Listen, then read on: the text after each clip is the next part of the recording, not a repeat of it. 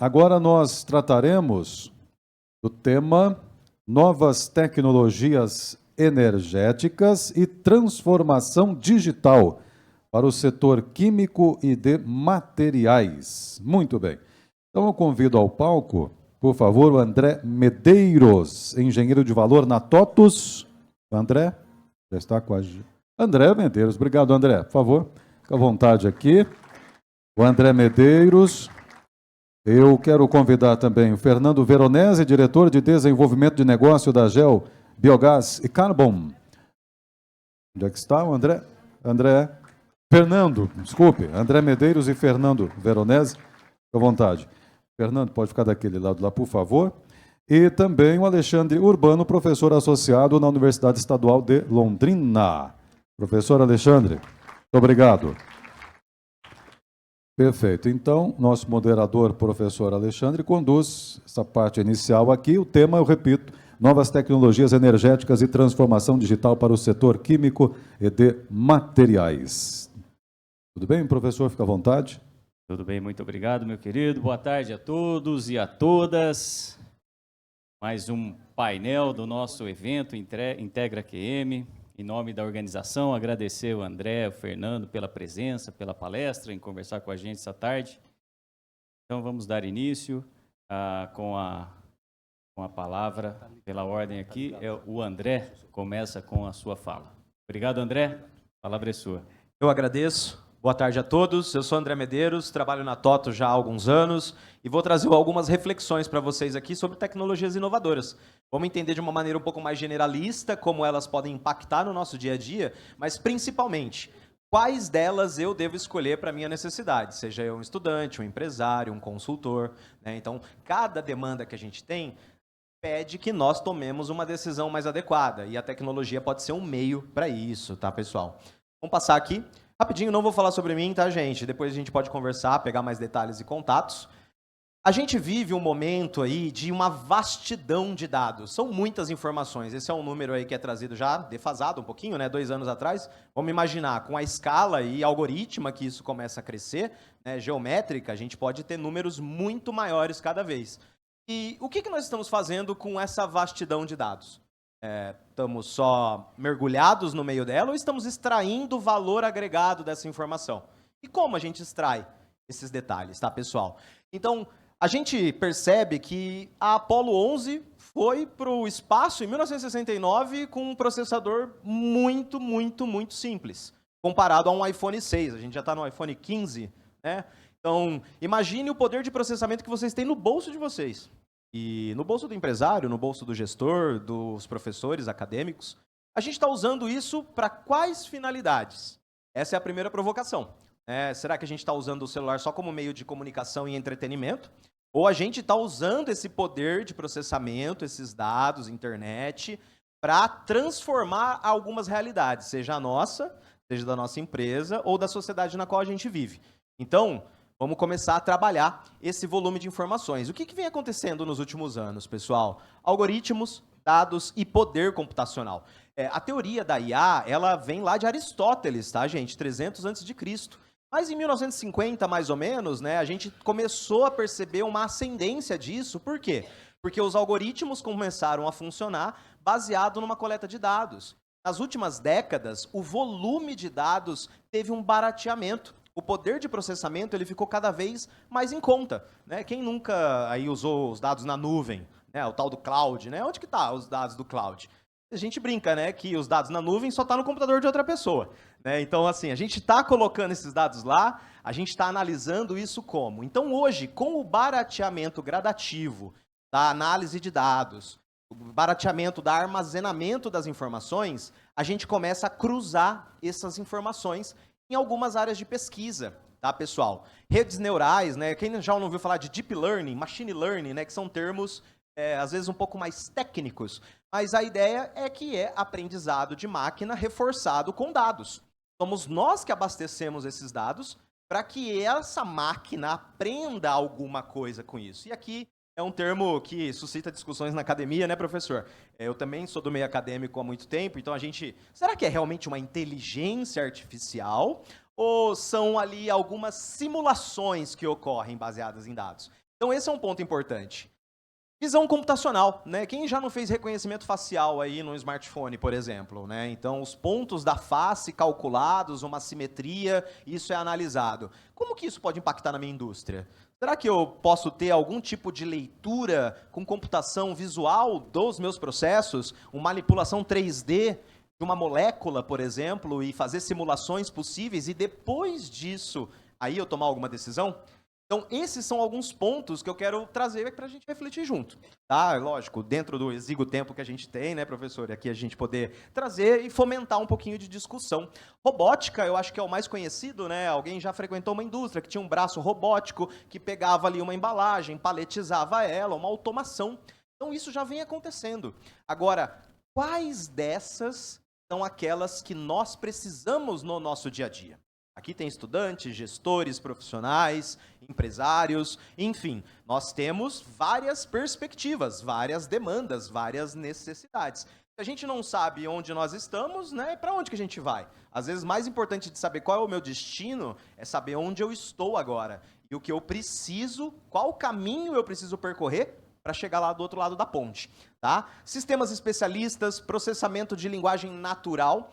Então, quando você conversa, por exemplo, com o ChatGPT, né, ele pode interpretar um prompt de texto ou verbalizando uma expressão em português, em inglês, em outras línguas, ela converte isso em texto, faz uma análise sintática, gramatical e me devolve uma resposta.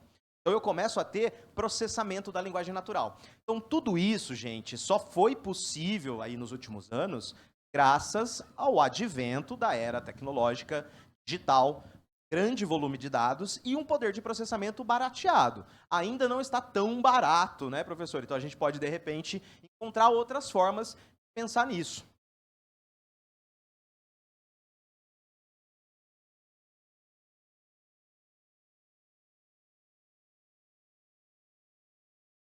A quarta revolução industrial é uma fusão dessas tecnologias exponenciais que nós estamos vivendo hoje, proporcionando soluções para problemas antigos, novas soluções, novas experiências.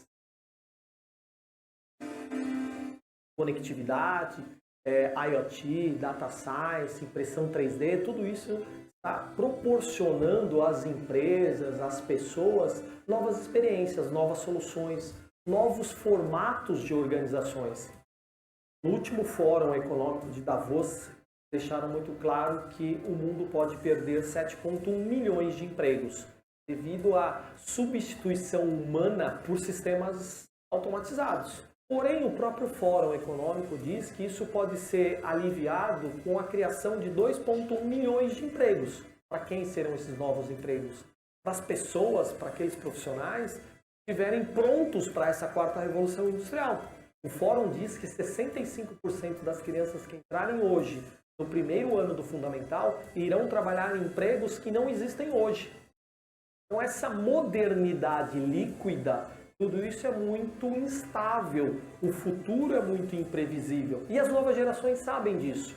Então, eles investem muito mais numa formação mais sólida, ampla, do que talvez tão específica para aquele momento, porque o futuro é incerto. E eu não estou dizendo para formar só pessoas com skills técnicos em informática ou em ciência da computação. Sim, o médico vai trabalhar com robô, o arquiteto vai trabalhar com inteligência artificial, o engenheiro de produção vai trabalhar com prototipação 3D, o farmacêutico vai trabalhar com sequenciamento de DNA e assim por diante. Então nós precisamos formar esses profissionais. Daí a grande oportunidade que nós temos de investir nessa formação. Aqueles que não investirem nessa formação, porque vão entrar nesse contexto onde as máquinas, os softwares, essa quarta revolução industrial vai substituir as pessoas. Esses novos formatos, eles estão a cada dia evoluindo mais e provocando uma concorrência que eu costumo dizer até de um caráter assim desproporcional. Eles são implacáveis, esses novos modelos. Quando você faz uma competição entre os táxis e o Uber, quando você faz uma competição entre esses novos formatos de empresa, a gente olha e fala assim, nossa, eu não quero mais aquela experiência anterior, eu quero essa experiência agora. Hoje, né, eu quero uma roupa, eu quero um carro feito para mim. Então eu posso chegar em uma loja, escolher um carro ou algo semelhante e fazer os meus ajustes e dar o comando, imprime para mim esse carro, que é esse que eu quero. Então essa quarta revolução industrial, essa revolução que nós estamos sentindo hoje em função da conectividade das pessoas, da mobilidade das pessoas, estão trazendo para nós essas novas soluções. Novas soluções para problemas antigos.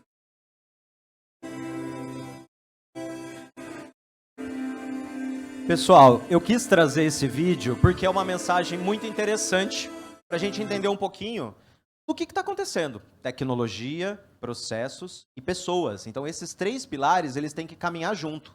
Vocês conhecem, com certeza, essas empresas aqui, né? Será que tem materiais e química ali dentro? Será que está no ecossistema deles alguma coisa relacionada a isso? Fornecedores, parceiros, profissionais? E quando a gente fala de energia renovável, SolarCity, já ouviram falar dela também? É uma empresa que está cobrindo os Estados Unidos com placa solar. Hyperloop, já ouviram falar? Ela transporta passageiros e cargas em túneis de vácuo. Então, muito interessante. E a Neuralink. Qual que é a semelhança entre todas elas? São do Elon Musk. Todas essas aqui, o pessoal já ouviu falar, tirando todo o folclore em torno da pessoa, é fato que ele alcançou resultados que antes não tinham sido alcançados, por causa da junção dessas tecnologias. Ele soube enxergar potenciais pessoas, potenciais processos e potenciais tecnologias que até então não eram explorados e interconectados.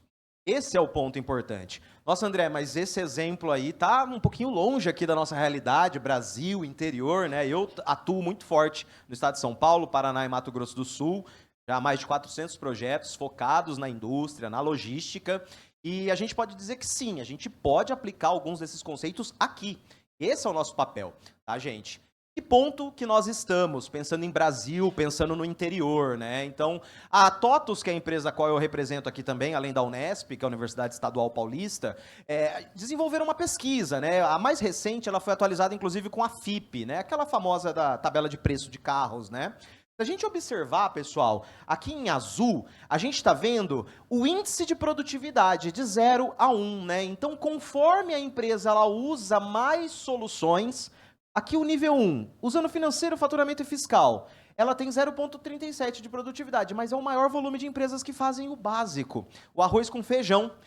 Agora, quando eu dou o nível 2, que eu já estou controlando cumulativamente financeiro, faturamento, compras, venda, contábil e logística, a minha produtividade aumenta, porém, a quantidade de empresas que fazem isso diminui. E olha que interessante essa imagem. A ideia é que todos nós estejamos lá no último nível, para que a gente alcance o maior índice de produtividade. Agora, qual que é o caminho? Qual que é o percurso? Como eu faço para gradativamente ir trazendo esses recursos? Aqui é uma pesquisa que foi feita mais ou menos com 1.000 empresas, tá, gente? Qual que é a ideia? Esse daqui é um gráfico que vem da Acatec, que é a Academia de Tecnologia de Indústrias lá da Alemanha, tá? E quando fala muito de indústria 4.0, agro 4.0, mas o que é isso na prática, né, gente? As empresas já estão informatizadas, todas têm computador, né? Então está informatizado, beleza? Agora, elas têm conectividade? Será que esses computadores eles estão integrados no seu sistema ERP, o MES, que é o Manufacturing Execution, onde a máquina está interagindo diretamente com a camada de gestão? Para que depois que eu estou usando ali um torno CNC, ou um sistema SCADA de monitoramento, estou fazendo uma gestão no ERP, estou controlando as minhas máquinas, eu comece a ter o quê, gente? Sensores para eu mapear o que está acontecendo. E depois, eu quero fazer correlações. Por que isso está acontecendo aqui na minha linha de produção? E, naturalmente, evoluindo para o próximo passo, eu quero saber o que vai acontecer. Temas preditivos, baseados em análises de dados históricos e estatísticos que me tracem uma linha de tendência para eu saber que rumo está indo. Se aquela minha esteira da minha linha de produção, da minha fábrica de tinta, ela começa a vibrar mais do que o normal, eu posso ter ali um índice de uma manutenção corretiva ou preventiva que tem que ser feita naquela esteira. Se eu faço uma dosimetria de um produto ali na minha formulação dele errada, Isso vai impactar numa escala de produção de milhões de unidades, enquanto no meu custo final. Tá, gente? Então, são perguntas que a gente pode usar esses sistemas inteligentes para ajudar a nos responder. Agora, se eu não sei o que eu quero responder, fica difícil, né? O mundo ele é movido a perguntas e não só necessariamente a respostas. Então, saber formular a pergunta correta dentro da nossa demanda, seja eu no meio acadêmico, no meio corporativo, dentro de um chão de fábrica, de uma indústria, para no futuro, quem sabe, a gente chegar lá na auto-otimização, ou seja, o sistema ele percebe que tem algo errado, ele mesmo já sugere a própria correção. E aí os profissionais que a gente viu no vídeo, né, que uma boa parte talvez não vai ter emprego, vai ter que se adequar, esses novos profissionais que vão se capacitar para esse cenário, eles vão usufruir, eles vão gerenciar, eles vão dar manutenção nessas novas tecnologias. E é isso que a gente está buscando aqui, tá, pessoal? Então, nós precisamos entender em qual momento que eu estou. Será que o Brasil é 4.0, pessoal? Então, fica essa pergunta, né? Nós somos essas pessoas que vão fazer o Brasil ser 4.0, 5.0 daqui para frente. Quando a gente fala de IA, né, de Deep Learning, Machine Learning, eu tenho dados, esses dados têm que ser processados em camadas. Eu vou ter o cientista de dado analisando essas informações para que eu possa ter resultados, insights. Então, a pergunta que fica é, qual camada que eu preciso? Qual o momento que eu estou? Eu sou um estudante, estou estudando engenharia de produção, engenharia química agora, o que eu vou atuar? Eu vou atuar direto na linha de produção, eu vou empreender, abrir uma startup, um novo negócio. Aí, startup já, você pensa, puxa, o cara já vai começar com IA, já vai começar com coisas novas. Às vezes, pessoal, utilizar o material com a melhor resistência é muito mais interessante do que usar um software para fazer aquele tipo de análise. Então, a gente precisa entender, tem coisas na camada física e coisas na camada mais abstrata. Quando a gente trabalha esses dois conjuntos, a gente pode ter melhores resultados, tais quais daquelas empresas que eu trouxe para vocês. Ah, André, eles estão lá indo para Marte. A gente aqui, Malemar, tem um semáforo sincronizado, né, professor? Então a gente pensa, qual que é o nosso papel nisso tudo, tá, pessoal? Então, avançando, aqui é um exemplo de MES também, tá, gente? Eu, sim, só estou trazendo a reflexão, eu sei que são assuntos que dá para a gente falar aqui um bom tempo, depois vocês têm o meu contato, vai ter a sessão de perguntas, para a gente poder aprofundar, tanto academicamente como corporativamente, tá? Então, eu tenho uma camada de chão de fábrica, onde eu tenho lá sensores, máquinas, impressoras, monitores, leitores de código de barras, e eu tenho uma camada de gestão onde eu preciso interagir esses dados. Essas máquinas que eu li, se ela pausou no momento que não era para pausar, como ficou o meu setup de máquina? Será que o meu custo naquela ordem de produção aumentou ou diminuiu? Porque ninguém compra tecnologia só porque é bonito, porque é legal. É porque reduz custo, porque aumenta o faturamento, de preferência as duas coisas. Então, é isso que a gente pensa. Porque além de agregar valor, como a gente ouviu muito bem hoje, desde o início do evento, a gente precisa buscar ROI, retorno do investimento. E nem sempre é fácil de você tangibilizar um retorno. Eu vou gastar X mil reais nessa inovação, nessa tecnologia. Em quanto tempo isso volta para a empresa? Será que eu vou contratar mão de obra especializada? Será que eu vou reduzir custo? Como que fica a minha obrigação lá com o governo, né? Porque tem o SPED, né, pessoal? Estamos no Brasil, vamos lembrar, Sistema Público de Escrituração Digital. Então, uma indústria hoje, ela tem que informar para o governo exatamente a formulação dos seus produtos, consumidas dentro do bloco K, no SPED fiscal. Olha que loucura. Então, além de eu ter que gerenciar a minha fábrica, montar melhores estruturas componentes de produto, né? E ter competitividade, inovação, eu preciso atender demandas legais, demandas fiscais. Então, é imprescindível que a gente junte a camada física com a camada abstrata. Chão de fábrica com a gestão.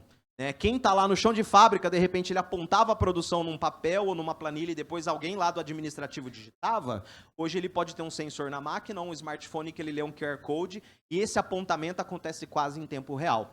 Isso já acontece aqui na região, pessoal. Tenho empresas aqui em Londrina e em Maringá recentemente, fizeram projetos conosco e atingiram esses resultados, tá?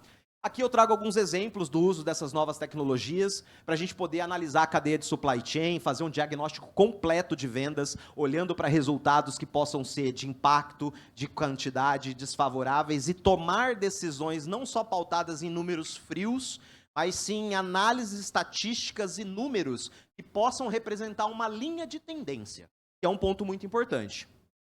Questão aqui, só para vocês verem, então tem um cliente aqui com uma alta taxa de devolução. Qual que é a sugestão da máquina? Investigue a taxa de devolução do cliente 10318, e a alta taxa de devolução do produto tal. Então a gente começa a analisar não só relatório, quanto que eu devolveu. Agora eu estou cruzando essas informações entre clientes, fornecedores, famílias, tipos de produto, linhas especializadas de materiais, para que eu possa tomar uma decisão pautada em dados. Aonde que eu estou tendo novos clientes no meu mapa? Por que tem áreas no meu mapa que estão maiores e outras menos exploradas? O Brasil é gigante, né, gente? Então a gente precisa fazer uma análise mais completa. Análise de preço. Tem preços aqui que são favoráveis, outros que são pouco sensíveis a preços. Então, o produto aqui que é pouco sensível a preço, o pessoal compra porque é bom. Eu começo a analisar isso também. Forecast de receita, pessoal. Então, colocar inteligência artificial para projetar para a gente o que vai acontecer possivelmente e como que está a minha meta. Então, por esse desenho aqui, a minha equipe de vendas vai ter que trabalhar um pouquinho mais. Porque, pela projeção, eles não vão bater a meta. Então, a gente começa a trazer esse perfil de análise para as nossas indústrias. E, para não ficar também só indústria, questão acadêmica, pessoal, retenção de alunos. Quais são os maiores motivos de evasão dos alunos, por exemplo, de uma universidade, de um determinado curso? Então, ele vai analisar, puxa vida, o cara mudou de endereço, ele ficou mais longe da faculdade. Será que não é melhor ofertar um curso EAD para ele, para eu reter esse cara antes que ele desista da faculdade? Olha só que interessante. Então, essas tecnologias analisando a minha base de dados e projetando possíveis resultados futuros. Tá? No ponto de vista de DRE, resultado do exercício, vamos usar a IA também para projetar como vai ficar a minha contabilidade, meu resultado, meu DRE. Os investidores, eles também estão olhando para o resultado da empresa. Os acionistas vão receber ali o seu valor no final do período. Muito legal, meu tempo tem 5 segundos, não é só sistemas e tecnologias, tá, pessoal? Então vamos reforçar, esse diagrama é legal, acho que casa bem com o que a gente viu ao longo do dia hoje. Planejamento, cultura, realidade econômica, retorno de investimento, modelos de negócio. Era essa a reflexão, obrigado.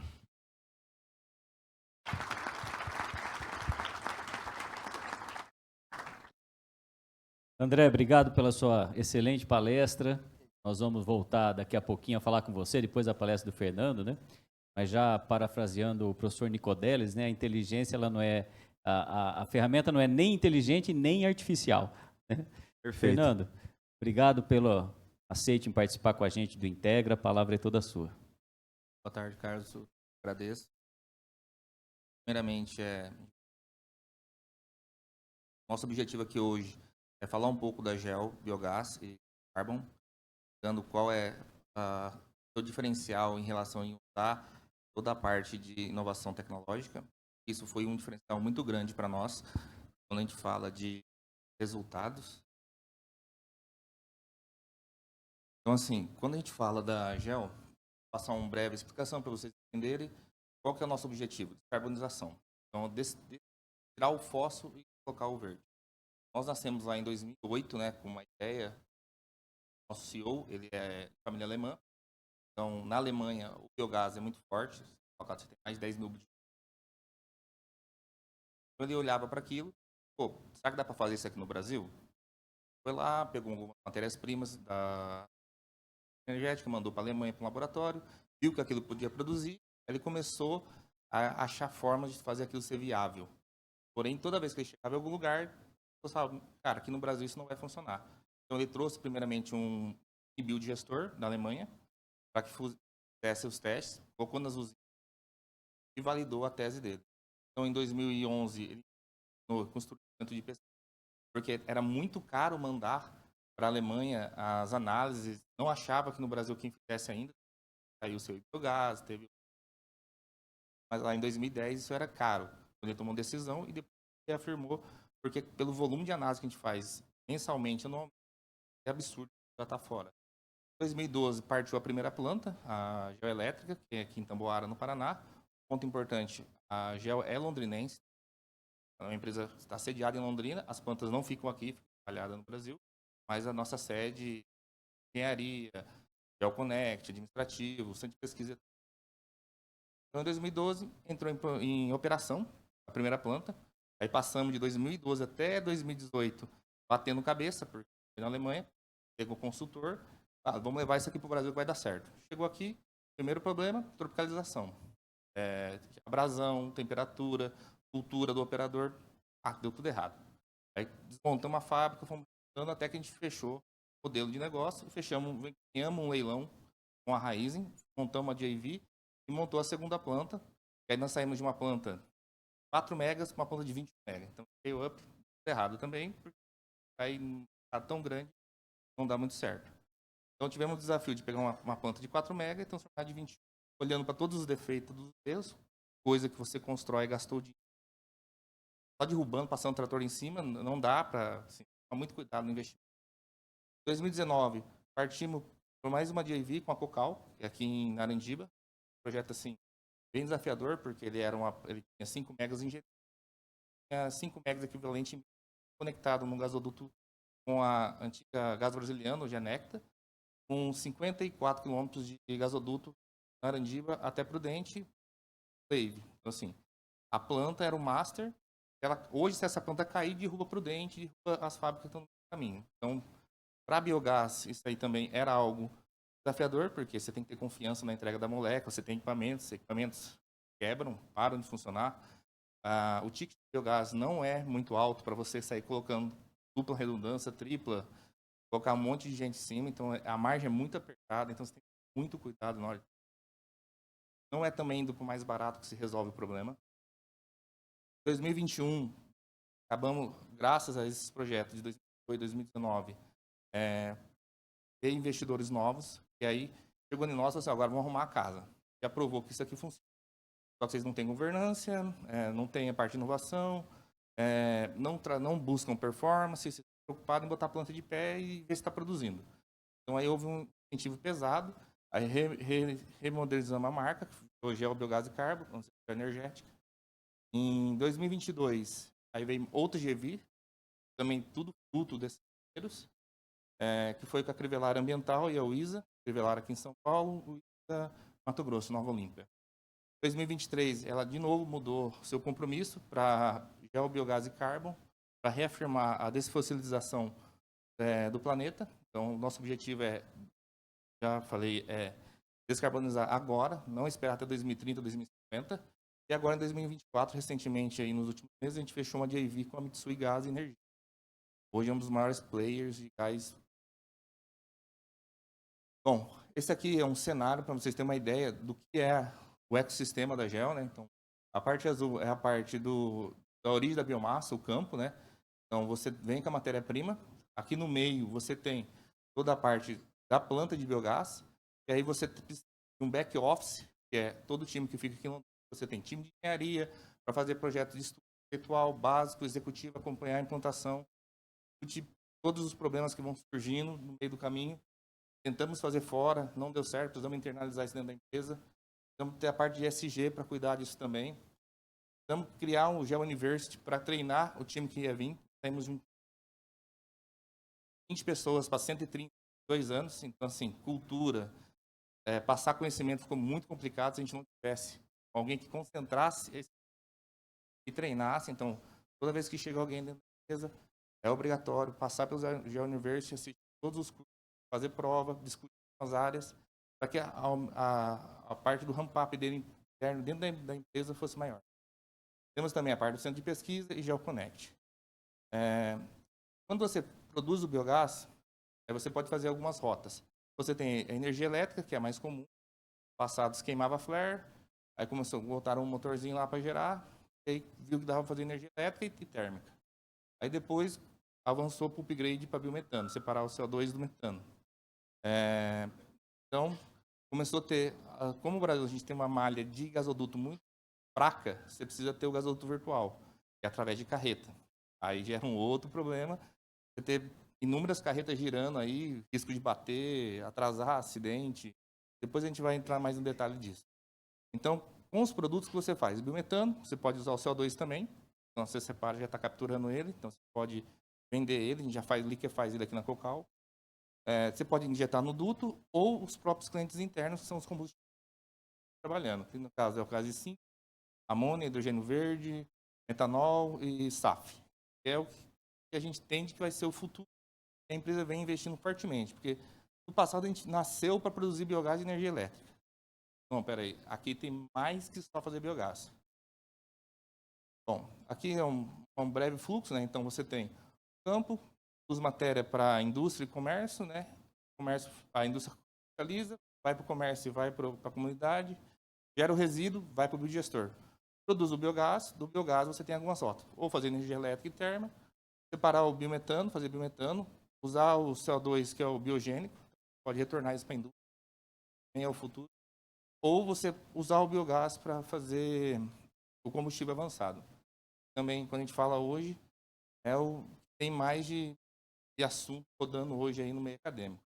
E, por final, não tão por último, mas importante igual, o biofertilizante, porque hoje também você sai com o biofertilizante ali, você pega numa usina, pH neutro, sai já disposto para jogar para a planta, você reduz algumas coisas, você já capturou o metano que tinha. Bom, então assim, a GEL hoje, ela foca no quê? Tecnologia, investimentos. Então, a gente precisou pegar uma tecnologia alemã, adaptar para o Brasil, desenvolver fornecedores, desenvolver equipamentos, e para isso. Também criamos a parte de comercialização, porque chegou num ponto que nós tínhamos o biogás, tínhamos o metano, tá, mas para quem que eu vendo? Como eu vendo? Criar projeto, investir milhões, para depois não ter para quem vender, resolve. Você não consegue nenhum investidor, nem tomar nada se você não está de venda. Então a gente teve que criar isso dentro de casa, internalizar. Centro de pesquisa, que é fundamental, desde o estudo do projeto, na fase de construção, para validar, depois no ramp-up e a operação da. E o time de engenharia também é essencial, que foi onde tudo nasce, né? Porque a gente tinha um projeto conceitual. Aí, primeiramente, o CAPEX era absurdo, parava de pé, porque quando a gente fala de biogás e gás metano, você vem da indústria petroquímica. É absurdo os custos. O cara chega lá, eu tenho um medidor de vazão aqui, R$150 mil. E você fala, putz, beleza, preciso botar 20 aqui no meu processo, tá fora. Aí você bota o mais barato. Aí você tem problema de umidade, porque o biogás é saturado. Aí você tem problema de sujeira, porque arrasta espuma. Aí você tem problema de transmissão, aí coloca o transmissor, depois se descobre que ele funciona 30% do tempo, porque ele fica tendo problema. Então você tem que chamar, na época a gente chegou a ter inúmeras discussões com a Endre, Siemens, para discutir isso. Medidor de nível para ler biodigestor. A espuma, ele não tem filtro de espuma, ele pega lá embaixo. Não pegava. Por quê? Porque cria uma camada sobrenadante em cima da espuma e reflete a onda. E especialista, engenheiro, passava uma semana lá dentro da planta e não resolvia. Então, tinha uma dificuldade, que a gente precisava automatizar o processo. Para automatizar, você precisa ter informação do campo. Né? Então, não adianta você botar um PLC e a lógica se você não tem os dados confiáveis, você não tem a PV, também a variável que eu estou no processo. Então, o biogás, a gente tinha que achar algo que fosse barato e funcionasse. E aí, a engenharia se fez necessário para fazer isso. Fizemos um projeto conceitual, jogamos na mão de empresas engenharias renomadas do Brasil. O negócio criou uma proporção assim absurda. Uma planta que a gente entregava por 100 milhões virou 400. Bom, peraí, por quê? Pegou engenheiros, tinha na sua forma de trabalho não ser otimizado, de não querer no limite. Você tem que esperar o limite ali do custo que você fica entre disponibilidade e pode perder disponibilidade, não pode perder robustez. Mas não adianta também chegar da solução de engenheiro assim, não, resolve, coloca 2. Isso é fácil, qualquer um faz. Então, você tem que bater cabeça para fazer o negócio para de pé, porque no mercado de renováveis, isso é muito complexo. O ticket do biogás, comparado com uma indústria energética, com uma petroquímica, tem o mesmo retorno. Então, o mesmo instrumento que o cara usa lá, se eu usar aqui, eu não vou ter a mesma receita no final do ano. Bom, então assim, quando a gente montou a planta, aí foi necessário usar a tecnologia para que a gente pudesse armazenar todos esses dados, ter tudo isso concentrado, menos a automação, virou uma ilha, aí precisava subir para uma camada de MES. Beleza, está lá. Agora, como recupera esses dados? Quem olha, como olha, quem toma decisão? Tinha o dado, mas ninguém olhava, ou o dado não era consolidado, o medidor estava quebrado, ninguém falava nada, aí eu descobri com o operador depois. Então, foi todos os passos que a gente veio sofrendo ali nesses tempos e ia tentando ajeitar. Por quê?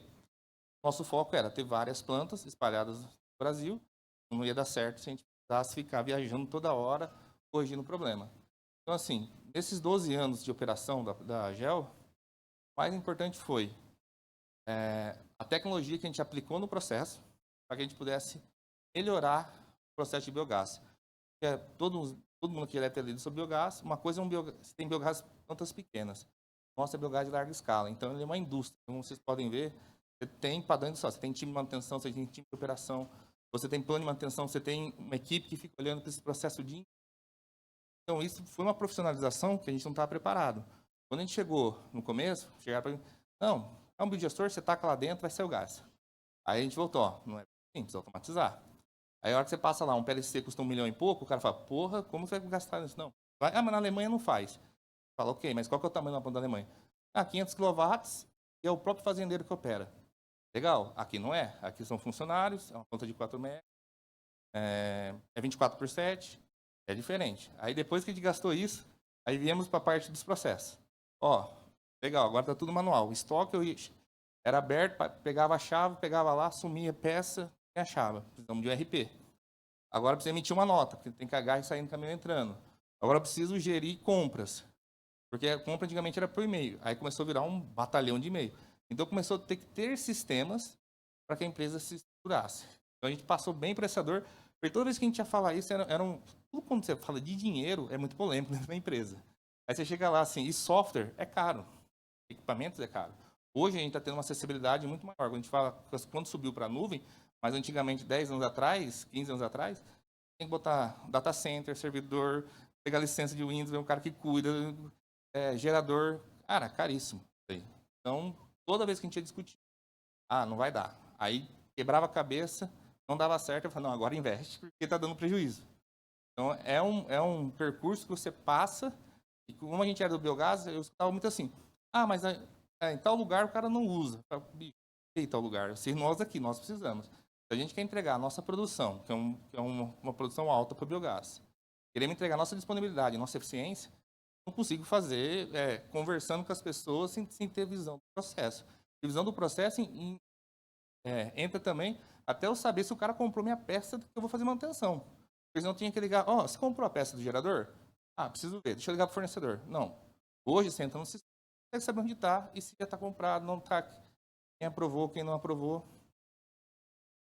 Também, no meio disso tudo, desenvolvemos também braços investidas, que a gente notava que tinha gap, que nos atrapalhava em entregar nossa performance e que saímos achando parceiros, investindo em empresas para que pudessem nos ajudar a entregar.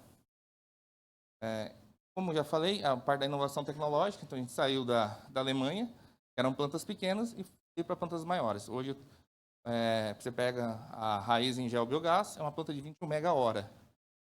Essa planta aí deve ser mais ou menos mega. Então, é uma escala muito diferente. Foco que a gente foi atrás, sucro energético. Por quê? Quando a gente converte o potencial de produção de biometano no Brasil, o sucro energético equivale a 50% desse volume. Então, é mais ou menos 42 bilhões de normal metro cúbico ano. Só que isso também gera uma maior robustez. Você vai acoplar numa usina, você tem várias coisas para discutir. E aí você tem que produzir gás o ano inteiro. Por quê? Você não consegue um off-taker que vai querer gás só de abril a novembro. Aí dezembro, janeiro, o resto ele faz o quê? Compra no spot, vai comprar caríssimo. Então também a gente focou em ter plantas que operassem o ano inteiro. Então as nossas plantas já são flats. Mesmo a usina parando, ela consegue continuar operando. Isso para nós é essencial. Para isso, criou o GeoConnect. A iniciativa do GeoConnect surgiu após a segunda planta nossa da Raizen. Por quê? A gente tinha toda a expertise, todo mundo sabia, mas no final a gente não conseguia passar essa expertise. Seria legal se pudesse plugar um cabo na cabeça da pessoa e passar a expertise. E aí, como você está tocando 3, 4 projetos, na hora que você voltava, putz, isso tinha dado errado. Então, não, a gente precisa ter alguém que fique olhando isso. Vamos contratar um monte de gente? Vai ter problema. Não, precisamos ter um concentrador dos problemas, que analise o que está acontecendo, consiga trocar experiência entre as usinas e consiga tomar decisão mais rápido. Então, criamos uma área chamada GeoConnect aqui em Londrina, que centralizou toda a parte de dados das plantas, desenvolveu todos os processos de manutenção, operação, reuniões semanais para avaliar previsto e realizado, por que o PCP não está sendo cumprido. Tem uma bomba lá quebrada, selo e não consigo, o cara não me libera. Não te libera? Vamos atrás da pessoa. Está aprovando isso. Então, a ideia era concentrar isso tudo em algo que estivesse abaixo do nosso guarda-chuva. Então, o GeoConnect, ele veio também como um produto para a própria Geo, onde a gente centralizou toda a parte de manutenção, chatbot, machine learning, também auditar dados, porque quando você começa a ter investidores, o cara quer ter se o seu dado é confiável, se o seu RP é confiável, análise de dados. Então, a gente tem uma equipe aqui em Londrina que faz toda a parte de consolidar os dados, porque assim, vem um dado torto, tá certo ou tá errado? Tem que ligar lá, falar, vai no campo, olha os históricos, vê os alarmes, vê se o instrumento está dando alguma falha, algum alarme na rede. Aí você tem que fechar, porque isso vai para um diretor, volta com 10 perguntas. Então, já tem que estar, antes do problema acontecer, você já tem que estar sabendo que explicação você vai dar, principalmente que mexe no bolso. Startup e assistência, e a operação assistida. Então, antecipou o startup das plantas. Com esses 12 anos aí de aprendizado e operação, conseguimos trazer um aumento de competitividade muito grande. Por quê? Quando a gente foi para o mercado, empresas similares a nós, eles têm uma curva de projeto básico, executivo, implantação e execução muito grande. Eles não conseguem acompanhar a nossa rampa. Por quê? Porque a gente consegue concentrar, consegue ter as informações em tempos reais. Mais legal que a gente tem, no caso, a gente tem a parte do chatbot. É conectado no WhatsApp. Se você quiser saber o que está acontecendo, você manda um WhatsApp para ele, pergunta uma informação, se você for cadastrado, ele te retorna um valor. Você quer um manual, ele já te volta. Temos também o Hans, que ele emite relatórios automáticos e emite alertas. Tá? Vou dar uma acelerada, pessoal, porque o tempo está acabando. Aqui é só uma curva que mostrou que, assim, comparado com a primeira e segunda planta, nós conseguimos antecipar o ramp-up em 2 anos. Então, antes a gente demorava 5 anos para chegar, porque quebra, faz projeto, corrige problema, quebra, tem ciclos de safra. Então, você demora um tempo para corrigir o negócio. Também implementamos a parte de inteligência artificial, por quê? Começou a gerar um monte de dados. Se eu for ter que ter um monte de gente para pegar esses dados todo dia e fazer se o dado está certo, depende do humor da pessoa. Por exemplo, aqui é um teste que a gente está implantando, junto com a Quality Storm aqui, porque eu tenho o cheque do caminhoneiro para avaliar se o caminhão está saindo na pressão, se tem vazamento. Aí o cara não estava na mão. Aí um dia o cara olha meio de lado, vê um ponteiro. O cara vê, treinamos a IA para que ela analisasse e já ou abrisse um chamado para nós, ou não deixasse ele concluir o checklist dele. Então, isso teve um ganho de escala muito grande para nós. Por quê? Põe um instrumento, custa caro. Isso aí, nós temos hoje 27 carretas. Isso aí rodando, caríssimo. Um negócio que vibra. Botar um instrumento em um negócio que vibra, bate, vai ter que ter uma manutenção muito pesada nele.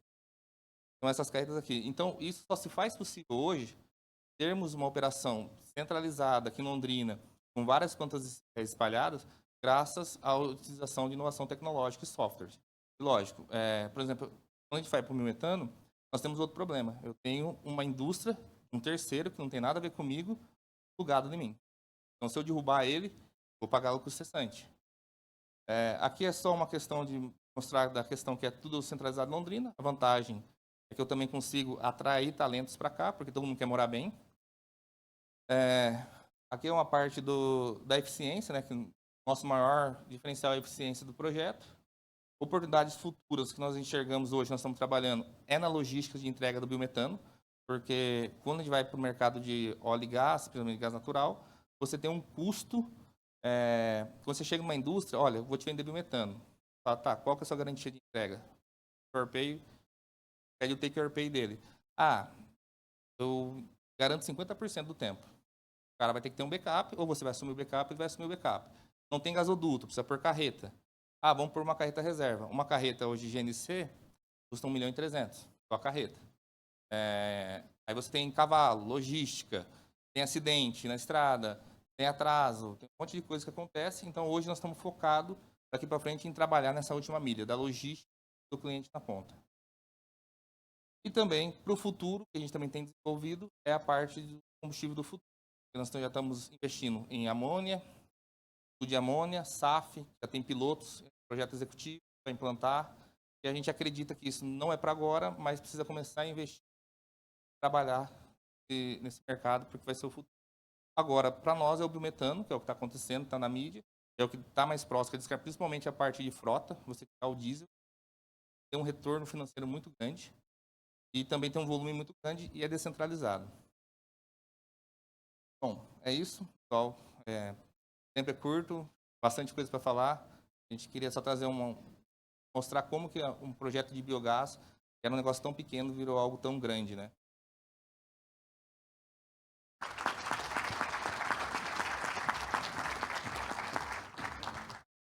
Muito bem, obrigado, Fernando, pela excelente palestra. Passar para a fase de perguntas para os palestrantes, considerações também dos palestrantes, um bate-papo. Então, temos aqui um QR Code para vocês escanearem e mandarem perguntas. Está sendo gerenciado pela nossa Alessandra. Cadê você, Ale? A Emília? Está com a Emília? Ah, está com a Emília, está ali, ó. A Emília, então, está gerenciando aí. Aí você vai me mandando aqui, eu vou copiando a pergunta e vou passando para os nossos palestrantes. Mas enquanto o pessoal digita, né, é demorado digitar uma pergunta, então eu vou fazendo uma horinha aqui, vocês vão digitando com calma. Mas enquanto isso, vamos lá, André, Fernando, de novo, obrigado em nome de toda a equipe Integra QM, né, obrigado pela participação. Mas eu vejo algo muito comum e evidente entre a TOTVS e um negócio como a GEL, né? E eu lanço a pergunta para vocês comentarem sobre o analista de dados, essa quantidade de dados que é gerado. Então, do lado da TOTVS, né, onde que a inteligência artificial pode ajudar nessa mineração de dados, né? Então, eu estou aqui representando a Universidade Estadual de Londrina, a minha casa, né? Então a gente vê lá, nós participamos de rankings de classificação de universidades que são mundiais, e esses rankings chegam com perguntas das mais diversas, né? Qual é o número de alunos com tal perfil que você tem, que ingressou no último ano? E esse dado não está evidente, né? Então você tem que minerar esse dado. Então a equipe, né, da diretoria de avaliação tem que minerar esse dado para encontrá-lo. Então, onde a inteligência artificial entra, ela consegue, de fato, substituir esse analista, ou o analista vai virar uma peça-chave em todo esse processo, né? Então, eu gostaria de saber um pouco do André, o papel do analista, o futuro do analista, e do Fernando também, o papel do analista dentro da GEL. A excelente pontuação, estava até comentando aqui que ele aplicou muitas das coisas que eu falei anteriormente. Então, assim, a gente vê que é possível. Às vezes a capacidade de investimento varia, né, de acordo com o setor, mas é possível, a GEL Biogás é um exemplo disso. Eu fui analista de dados, tá? Hoje eu estou mais focado na área de engenharia, e, de fato, qual que é a ideia? Eu daria um passo atrás, a qualidade desses dados. Será que, chegaram e perguntaram qual que é o perfil do aluno que entrou em tal? Beleza, eu posso fazer um filtro ali no banco, mas será que eu tenho essa informação armazenada? Será que eu já faço o cadastro do meu aluno, da minha instituição, pensando que eu vou extrair essas informações na frente? Então, esse é o grande segredo. Agora, quando eu trabalho com dados não estruturados, de fato, eu vou trabalhar num conjunto entre IA, ciência de dados, mais especificamente, e o profissional, que sabe tratar essas informações e cruzar. Então, essa ferramenta tecnológica, o software, o algoritmo, ele é um impulsionador, ele é um acelerador, mas eu não vou dispensar o recurso humano para poder analisar e colocar ali o olhar mesmo de gente, né? Puxa vida, será que essa informação é consistente? Será que eu preciso orientar os meus secretários, as pessoas que abastecem esses dados, de uma forma que eles já cadastrem isso, pensando que eu vou extrair lá na frente? Então, respondendo, não sei se eu respondo completamente a sua pergunta, mas eu digo que é um conjunto. É um conjunto. Não vai ser aquela Skynet que a gente viu no Exterminador do Futuro ainda, está bem longe disso, mas a gente precisa ter a ferramenta certa, dados bem tratados e profissionais que saibam extrair essas informações.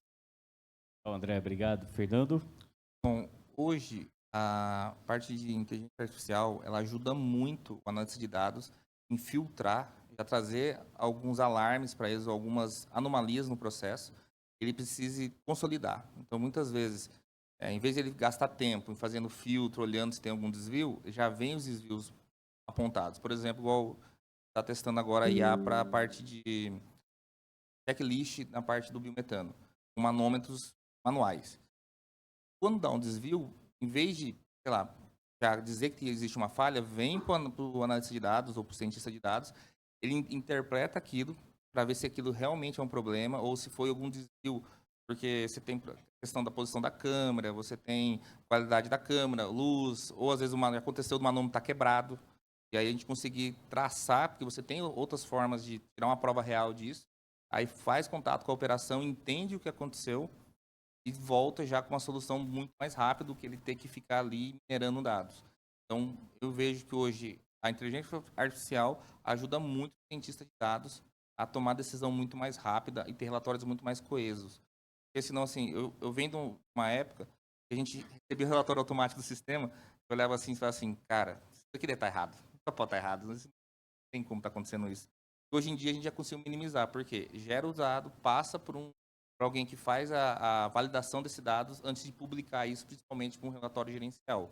Ou, caso aconteça algum desvio na questão de se é algo mais drástico, por exemplo, uma falha de segurança, ele já toma uma decisão muito mais rápida, é contatar toda a parte do plano de ação de segurança, sem depender de alguém ligar ou ver o que está acontecendo. Então, a gente já recebe um alerta, pô, vamos ver o que está acontecendo. Independente se é fato ou não, corre atrás de descobrir o que está acontecendo.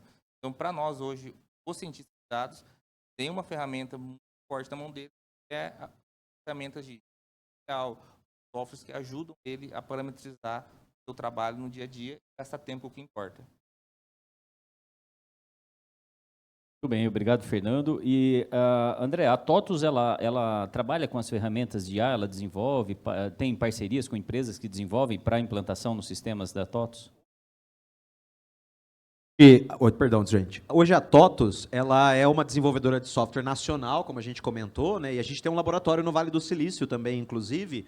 Nós temos o nosso próprio motor de inteligência artificial, que é a Carol, né? A Carol, né? A gente costuma brincar. E hoje ela é uma inteligência artificial de aplicação restrita e direcionada. Ou seja, eu dei alguns exemplos ali. Ela é focada ou numa ação da manufatura, ou no setor educacional. Então, ela não é uma IA generalista, como é essa que a gente costuma conhecer e ficou na moda hoje em dia, e eu uso, inclusive. A nossa, ela tem propósito definido, que é aplicar ela dentro do ERP, dentro de um BPM, que é Business Process Management, dentro de um BI, de um Business Analytics, e direcionar esses algoritmos de Machine Deep Learning e computação visual também, para aplicar. A gente tem um caso recente que foi feito lá na região centro-norte do Brasil, e milhões de trabalhadores precisavam fazer colheita no meio da floresta, do nada. E como que fazia o ponto eletrônico desse pessoal? Tinha um deslocamento, tinha um custo. E a gente usou o nosso reconhecimento facial dentro da Carol da TOTUS para criar uma solução que funciona offline, que faz reconhecimento facial e faz o cálculo da folha de pagamento de toda essa galera. Então foi uma economia de milhões de reais, baseado numa pesquisa que foi feita aqui no Brasil. Então assim, a gente tem a nossa IA, a TOTUS é 100% brasileira, e a gente tem a Carol, né? Então acho que a gente pode sim trabalhar para projetos direcionados. Como que a gente atua? Tem que ser feito um mapeamento, um levantamento técnico para a gente direcionar esse propósito para uma finalidade, um objetivo, e a gente ajuda a calcular até o ROI. Né? Pô, vou gastar X e esse X vai me voltar em quanto tempo? Porque, né, vocês investiram em tecnologia. Não é porque é bonito. É porque realmente traz algum resultado. Show de bola, André. Muito obrigado. Então, estão chegando algumas perguntas da plateia para o Fernando. Fernando, vou fazer um resumo aqui. Então, o pessoal está perguntando o seguinte, vocês, GEL, estão integrados na cadeia de química ou todo o biogás é destinado para geração de energia elétrica? Bom, nós estamos integrados, porque nosso biogás hoje não é... Assim, temos plantas de geração de energia elétrica, que são as plantas mais antigas. A energia elétrica partiu em 2012. Agora, em 2020, ela recebeu um investimento, onde ela recebeu um investimento aí para colocar uma planta de metano. Ela acabou virando uma planta flex. Então, hoje a gente produz biometano, vende biometano e energia elétrica por secundária, até porque os preços hoje, para quem está conectado no Mercado Livre, não são atrativos. Se eu for rodar no spot, tem hora que eu não pago nem a hora da manutenção das peças da máquina. E já o biometano, meu ganho de oportunidade para a venda disso no mercado, principalmente se eu deslocar o GLP e o diesel, consigo um spread muito maior do que eu tentar vender energia elétrica. Então, projetos novos hoje estão focados 100% em biometano.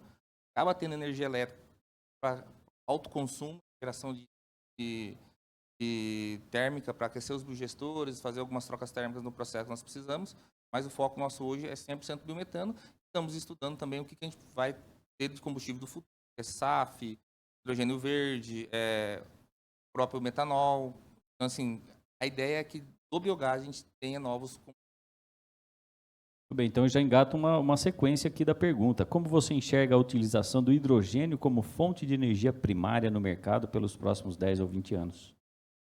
Olha, o hidrogênio ainda tem um desafio enorme, principalmente no custo, né, de montar uma planta. Acredito que é o futuro, tá? Porque quando você coloca a cadeia de transporte, o volume de energia que transporta nele é muito maior, por exemplo, que o biometano em si. Principalmente a gente levar ele em comprimido, e que efeito você consegue um volume maior, mas o hidrogênio acaba sendo a menina dos olhos de ouro, principalmente vai para a mobilidade, né? Quando você transforma isso na mobilidade de veículos, você consegue uma autonomia dos veículos muito maior. Também você consegue fazer toda uma cadeia de distribuição disso. Já existe muito similar ao combustível, porque no gás, no biometano hoje, a gente está muito focado no GNC, por conta de criogenia, a planta de biogás, apesar de nossas plantas serem grandes, quando eu vou para o mercado de liquefação, eu sou pequeno. Então, nossas plantas produzem 30, 50, 70 mil dia. A liquefação começa muito ruim o valor, acima de 100, 130 mil dia. Então, não se paga o investimento e o custo energético para liquefazer. E eu acho que no futuro vai acabar virando hidrogênio na nossa cadeia do gás. Bem, obrigado, André. Fernando, desculpa. André, uma pergunta para você aqui. A pergunta é a seguinte: vocês atendem todos, em caixa alta, todos? Como vocês têm acompanhado a inovação e transformação digital em outros setores? Tem alguém se destacando mais que outros? Como você vê nosso setor de química e materiais?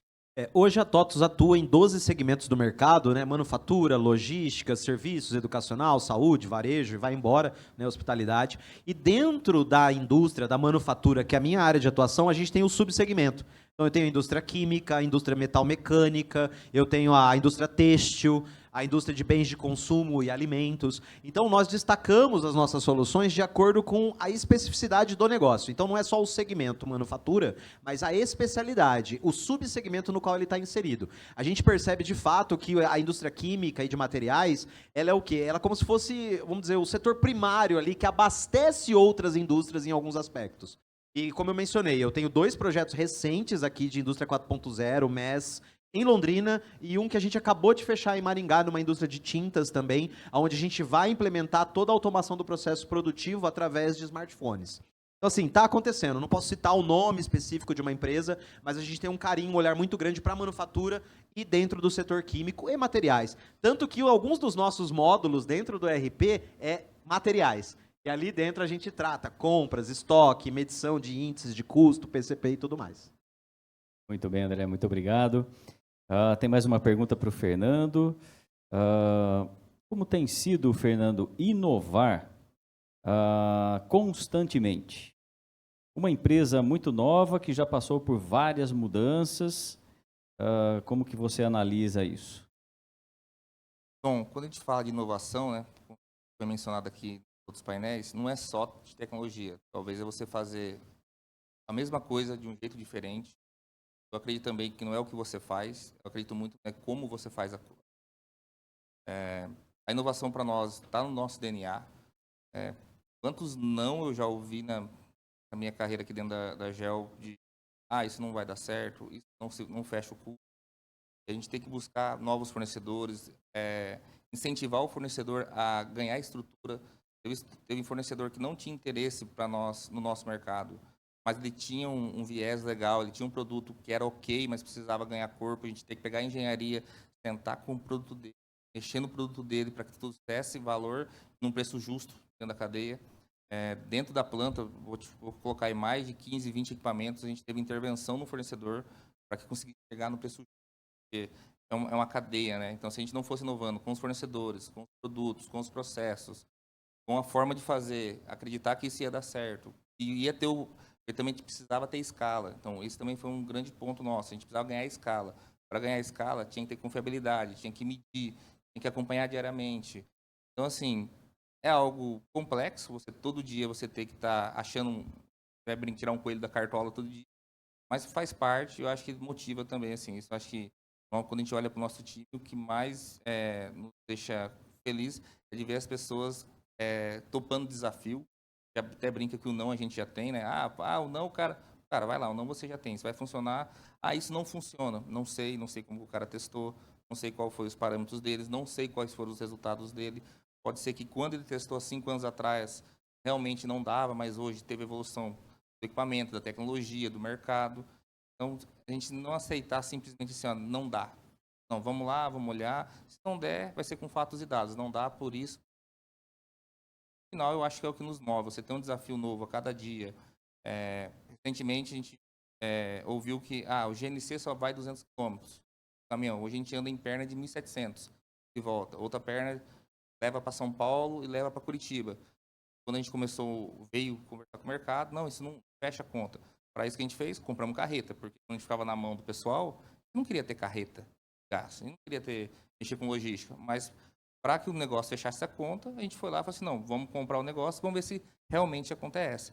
E a gente descobriu que não era, agora o mercado está mudando, agora os preços que estavam lá em cima, já não está mais compensando, daqui a um tempo a gente tem mais incomodar com isso, não é um business nosso, mas foi necessário para desenvolver o entendimento como um todo.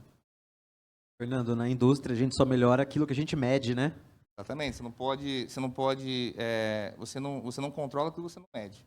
Então, às vezes, eu já vi muito assim, qual que é a eficiência do seu gerador? É tanto. Tá, mas qual que é o modelo do seu medidor de gás? Não, eu não tenho. Fala, mas você mede a eficiência, então?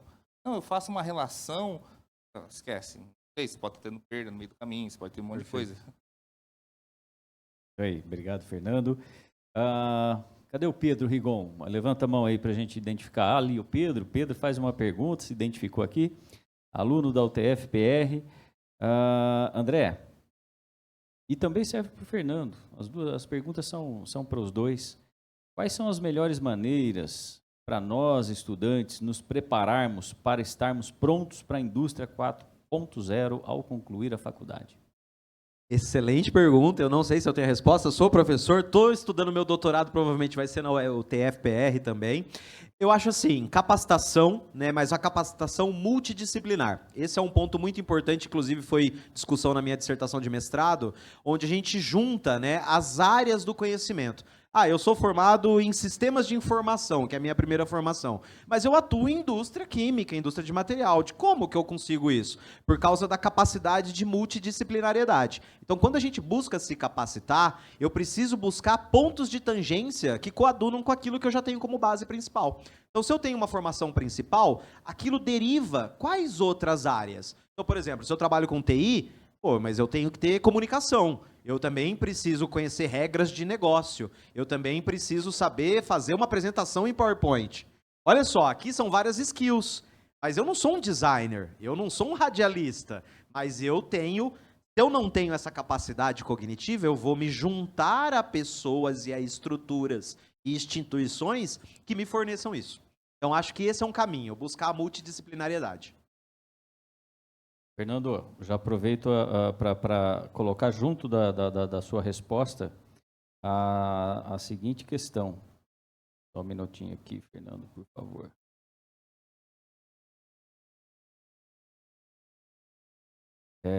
Como a GEL, como empresa, tem buscado novos talentos na região de Londrina para o setor de pesquisa dentro da GEL? Bom, complementando o que o André colocou muito bem, acho que ser um profissional multidisciplinar, você pode tem a carreira em Y, você pode ser um cara extremamente especialista, você pode ser um cara generalista. Todos estão certos, depende do que é aquilo que te move. Se você acordar todo dia de manhã cedo e aquilo te engajar, que não é fácil, porque nem todo mundo acorda engajado todo dia, e durante o dia mais aparecem coisas que nos desmotivam que motivam. Isso é o que importa. Porém, a gente também não consegue ter essa resposta assim como se forma. Também me formei muito cedo, passei por várias áreas. Eu sou engenheiro eletricista, com ênfase em telecomunicações, trabalhei com data center, trabalhei com automação industrial, depois caí na GEL, eu era responsável pela parte de automação, aí abracei a área de elétrica, aí depois abracei a engenharia como um todo, fui entender de civil, mecânica. Obviamente, eu não consigo discutir de fundação com nenhum engenheiro civil, mas eu consigo discutir com ele se tem uma taxa de armadura, volume de concreto, eu consigo questionar ele e até fazer, às vezes, dar insights para ele me dar uma resposta. a dar o caminho para ele. Então, não se apegar tanto assim, putz, eu estou fazendo isso aqui, mas não foi para isso que eu estudei. Pra algum dia, isso que você está aprendendo vai te servir. Às vezes, quem já teve que estudar Excel, fala, para onde eu vou usar isso? Você vai usar. Faz programação, você vai usar. Pode ser que você não está usando hoje, mas a somatória do conhecimento que você adquire ao longo da sua vida se torna em experiência. Né? Por isso a gente fala que a experiência é o melhor dos casos, porque é aquilo que você já passou e aprendeu com aquilo. Né? Daí se torna em experiência. Com relação à captação de talentos para pesquisa, a GEL hoje ela tem bastante parcerias com as universidades, inclusive com a UTF. Ela sempre está próximo dos professores. Eu mesmo também converso com o pessoal da mecânica, a gente tem vários estagiários. Ela abre editais, ela seleciona através dos próprios alunos, a gente sempre pergunta, né? Estamos precisando trazer alguém para a parte de pesquisa ou até para a parte de engenharia. Você conhece alguém? Recentemente eu acabei conversando com um rapaz da UTF que trabalha comigo. Ele falou, olha, eu tenho 2 colegas. Eu já falo assim, tá. Mas olhando para o nosso perfil de trabalho, o nosso desafio, o nosso engajamento, somente que a gente tem que estar voltado sempre a resultado, você acha que essa pessoa vai ter o perfil que a gente precisa? É muito mais fácil a gente ir conversando entre os alunos, professores. O elo com os professores ajuda muito, porque os professores também já direcionam mais ou menos quem são os alunos que têm perfil para fazer aquilo. E também, muitos também acabam nos abordando através do LinkedIn, rede social, e a gente está aberto, a gente sempre está... Quando a gente, não só para a parte dos alunos, mas também para profissionais, eu sempre falo, eu sempre estou contratando. Por quê? Pode ser que hoje eu não tenha, aquela pessoa me interessa, ou eu não posso pagar porque ela é muito cara, eu não tenho isso, ou eu não tenho a oportunidade. Mas pode ser que amanhã toque meu telefone, surja um projeto novo, eu preciso de um engenheiro para tocar esse projeto. Putz, eu conversei com 4, 5 pessoas. Então você vai aproximando sua rede de contatos, de forma a sempre estar apta a ir conversando e moldando o perfil das pessoas que você precisa. Porque se você deixa para procurar a pessoa quando você vai precisar, o time de reposição ou abertura de vaga é muito longo. Isso custa muito dinheiro para a companhia. Quero complementar. Lifelong learning, né? Aprender sempre ao longo da vida. E na TOTOS temos vagas em aberto também. Muito bem, Fernando. Obrigado, André, pela excelente comunicação aqui com a gente, esse tempo de vocês, precioso. E teríamos, acho, muito mais coisas para discutir, ficaríamos mais, mas o nosso tempo já se esgotou. Então, agradecer a todos vocês, né, pela presença e, particularmente, nesse momento, ao Fernando, ao André, pela excelente explanação, pelas excelentes palestras. Parabéns. Obrigado a todos.